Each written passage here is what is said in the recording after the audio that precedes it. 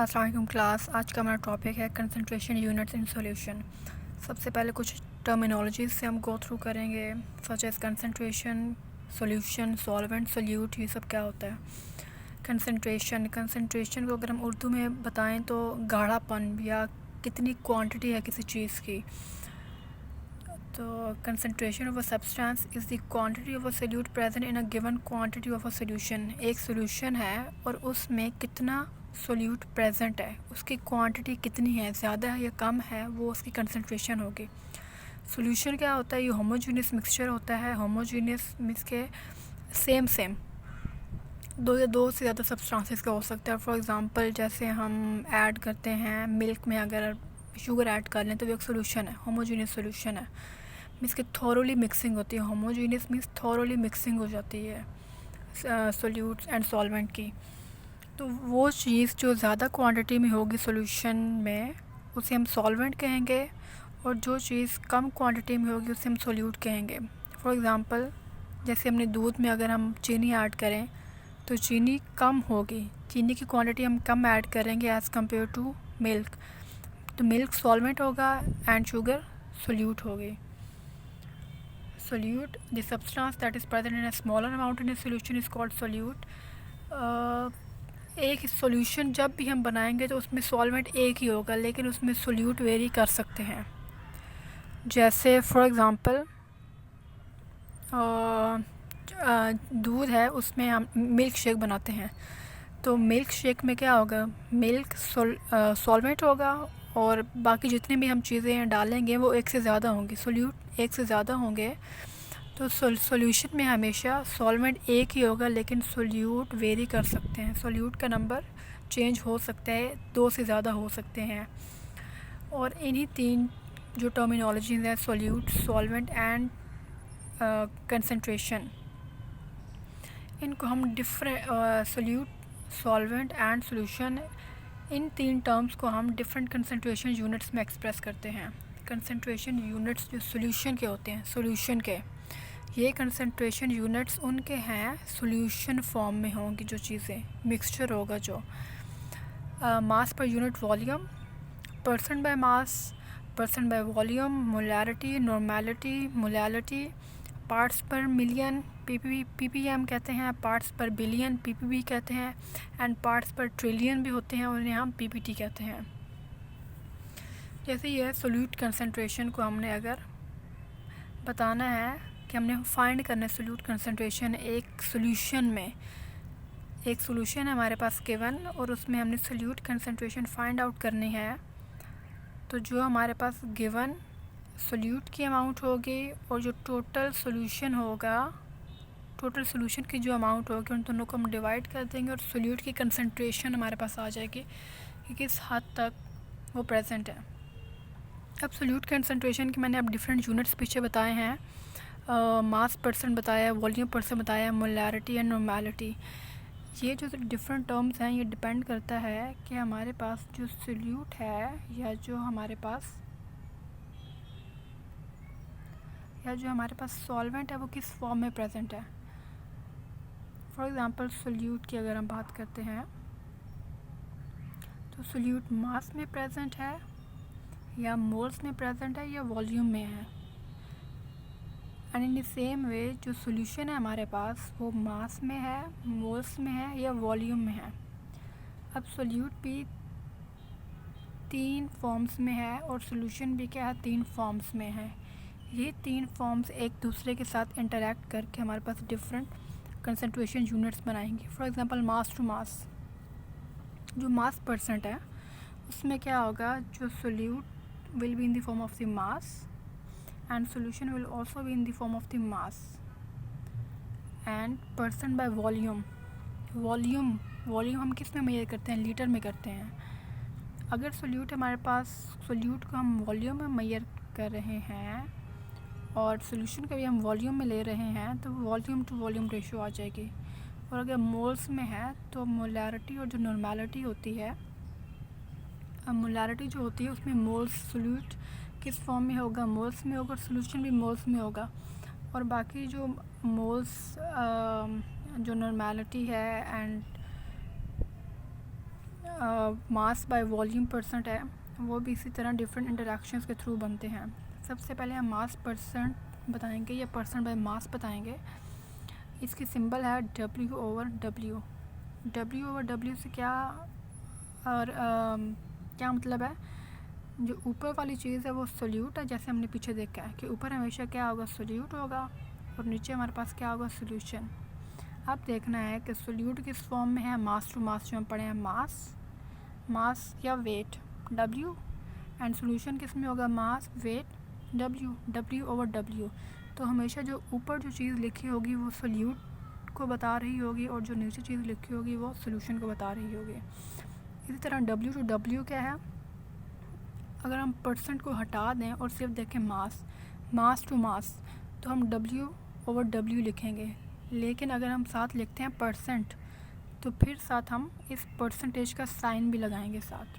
Percent by मास में क्या होगा हमारे पास, solute and solution both will be in the form of the mass, they will be taken in the mass और wait.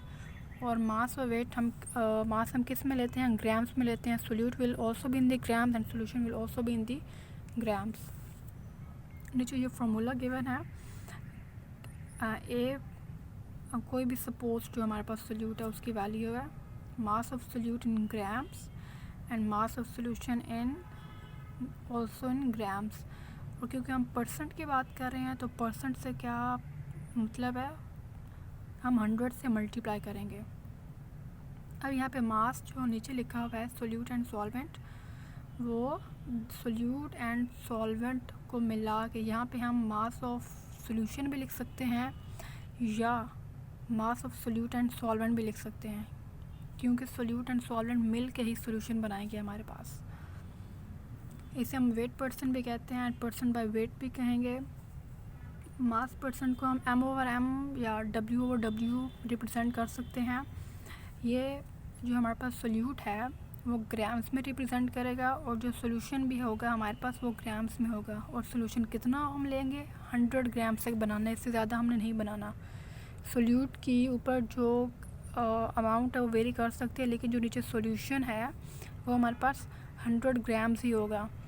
Solute and solvent मिल के 100 grams बनाएंगे। ये नहीं होगा कि सॉल्वेंट हमने 100 ग्राम लिया और सोल्यूट की हमने कोई अलग क्वांटिटी ली है। अगर फॉर एग्ज़ाम्पल सोल्यूट हमारे पास 40 ग्राम है तो सॉल्वेंट हमारे पास 60 होगा, ताकि ये टोटल जो सोल्यूशन हमारे पास 100 ग्राम का बन सके। अगर एक 30 ग्राम है सोल्यूट और सॉल्वेंट हमारे पास 70 ग्राम है, तो टोटल 100 सोल्यूशन हमारे पास 100 ग्राम का ही बनना चाहिए, इससे ज़्यादा नहीं बनना चाहिए। और सोल्यूशन, क्योंकि सोल्यूट भी ग्राम्स में है, नीचे सॉल्वेंट और सोल्यूट जो सोल्यूशन वो भी ग्राम्स में है, तो ओवरऑल जो हम जो सोल्यूशन है उसको हम उसका जो मास है हम ग्राम्स में लेते हैं। सिंपली क्या हम करते हैं, इसमें जो सोल्यूट का मास डिवाइड करते हैं by the total mass of the solution and it is multiplied by the 100 to get the percentage. जो मास ऑफ सोल्यूशन है that is equal to the mass of solute plus the mass of the solvent, और इसका unit है वो percent है only. क्यों, M/M है, मास over मास दोनों कट जाएंगे तो बाकी क्या रहेगा, परसेंट रहेगा। Unit means 1%।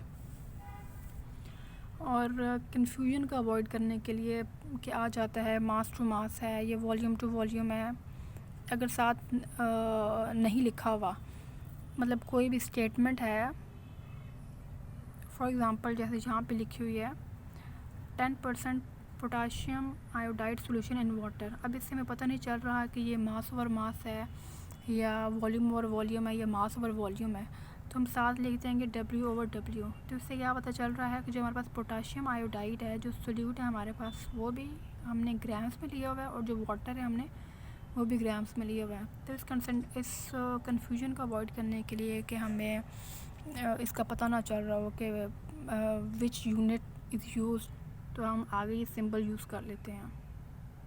फॉर एग्ज़ाम्पल यहाँ पे एग्ज़ाम्पल है, हमने मास परसेंट का सोडियम को हमने वाटर में डिज़ोल्व किया, हमारे पास सोल्यूशन है एक जिसमें हमने सोडियम क्लोराइड को वाटर में डिज़ोल्व किया हुआ है, तो हमने इसकी परसेंटेज निकालनी है। तो हमारे पास 90-30 हमारे पास गिवन है, NaCl। तो बाकी फिर हम क्या कर लेंगे, उस 30 ग्राम NaCl में 100 ग्राम वाटर को ऐड कर लेंगे ताकि 100 ग्राम सोल्यूशन बन सके। उसको फिर हम डिवाइड कर देंगे और मल्टीप्लाई कर देंगे 100 के साथ to get a percentage, and that is 30%। Next is percent by volume. Volume over volume, solute is also in volume and solution is also in volumes or in liters। Volume हम किस में major करते हैं, litre में करते हैं। Solute is in liters as well as solution is also in liters, and percent means that ratio or that division is multiplied by the 100 to get the percentage। percent by volume, इसे हम volume percent भी कहते हैं। ये solute के volume को millilitres या litres में डिस्क्राइब करता है। मास में हमने ग्राम्स में और वॉल्यूम लीटर्स में, तो सोल्यूट एंड सोल्यूशन दोनों लीटर्स में होंगे। इसको सिंपली हम क्या करते हैं, जो भी हमारे पास सोल्यूट है उसके वॉल्यूम को डिवाइड कर देंगे जो हमारे पास सोल्यूशन का वॉल्यूम है। सोल्यूशन मीन्स जिसमें यहाँ पे आप ये भी लिख सकते हैं वॉल्यूम ऑफ सोल्यूशन, या अलग अलग भी लिख सकते हैं volume of solute plus the volume of solvent and multiply by the 100 to get the percentage. इसका भी यूनिट परसेंट है क्योंकि वॉल्यूम और volume litre over litre cut जाएगा, 1 आ जाएगा, and percent for the percentage. और सोल्यूशन का जो भी यूनिट्स होगा, फॉर एग्जांपल सोल्यूट है एंड नीचे सॉल्वेंट है, अगर हम ऊपर लीटर ले रहे हैं तो नीचे भी लीटर लेंगे, अगर ऊपर मिली लीटर ले रहे हैं और तो नीचे भी मिली लीटर्स लेंगे। इसके यूनिट हम सेम रखेंगे।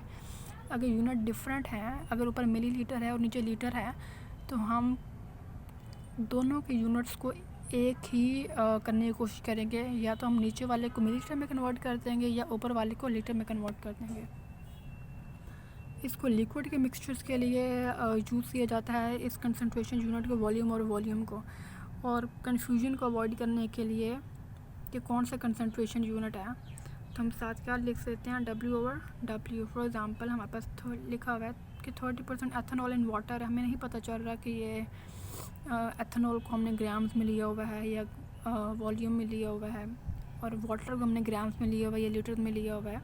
तो साथ हम V/V लिख देंगे, that stands for volume to volume ratio. Next is percent by mass volume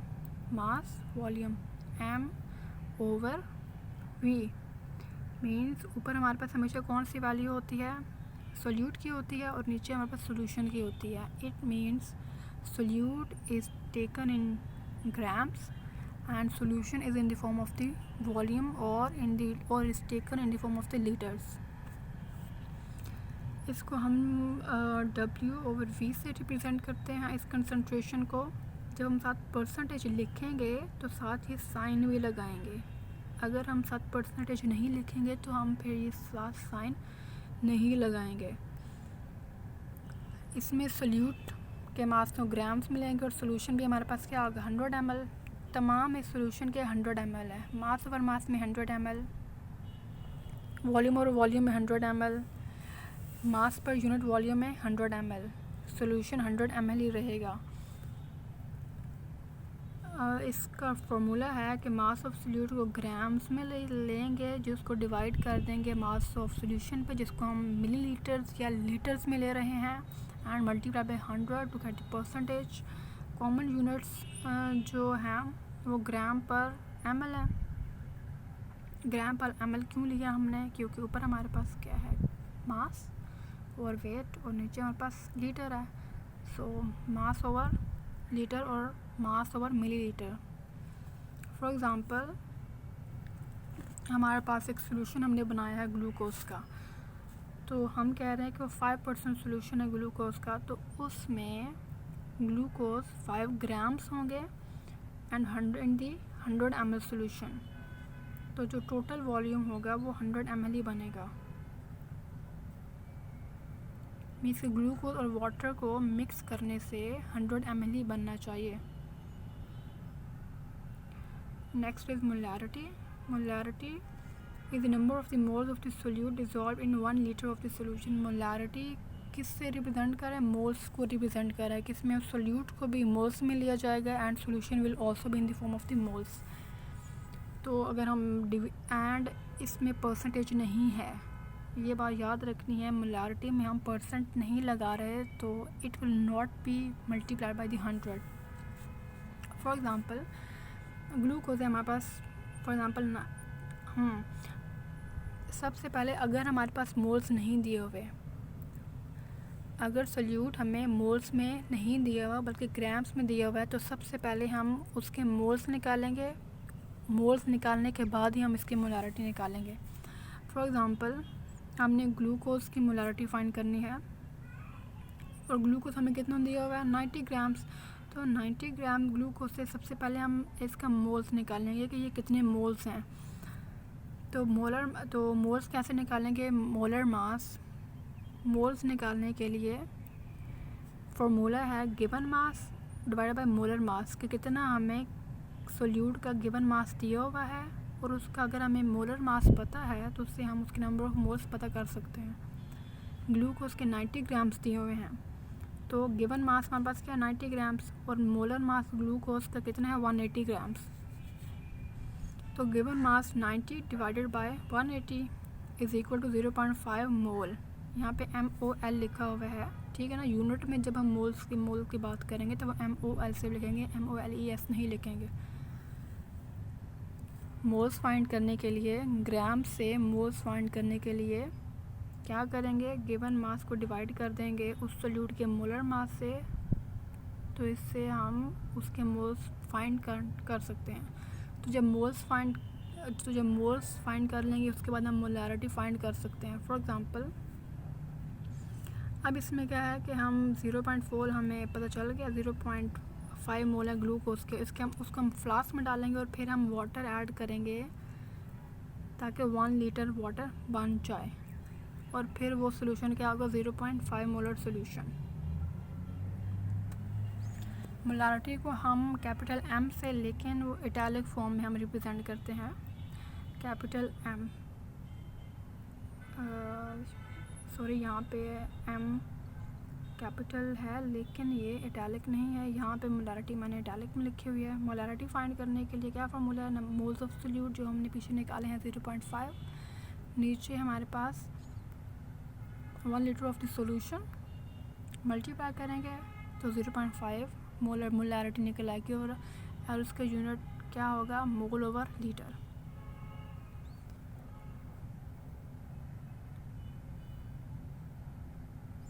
और इसमें क्या है, मोल्स जो हम ले रहे हैं सोल्यूट के, उसको हमने डिवाइड किया है सोल्यूशन के लीटर में, नॉट सॉल्वेंट। जैसे पीछे हमने सोल्यूशन लिया है ना, इसी तरह हमने इसमें भी सोल्यूशन ही लेना है।